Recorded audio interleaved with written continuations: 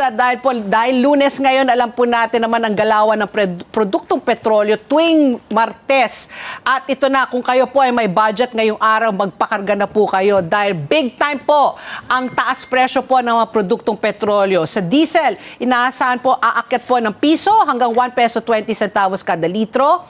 Ang gasolina, ganun din po, piso hanggang 1 peso 20 centavos kada litro. Ang kerosene lang po ang walang adjustment dahil po naka-price freeze nationwide. Dahil nga 'di ba tayo ay nasa national state of calamity. So ang kerosene na ginagamit gaas, 'di ba, yan sa pagsiga, sa ilaw kung wala pa kayong kuryente. So yun po ang walang pagdagdag presyo. Pero ang gasolina at diesel, sigurado po may taas presyo bukas. Ayon po sa Oil Management Bureau ng Department of Energy, dulot pa rin to ng pagbaba po ng piso kontra dolyar po at sa sanction po ng Estados Unidos sa Russian oil.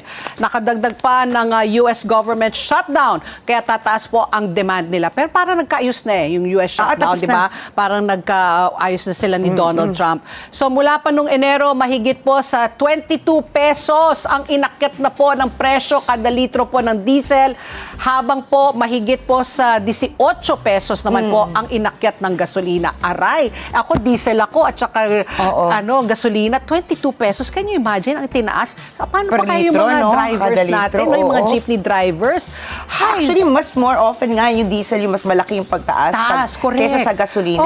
And to think, ayan yung mas ginagamit ng ating mga kababayan, di ba? Lalo na para sa kanilang negosyo. Dati-rate, siguro mga 10 years ago, di ba? Pag gumagamit ka ng diesel, ang laki ng mura niya compared sa gasolina. Ngayon, halos ano na eh. Halos pareho lang din.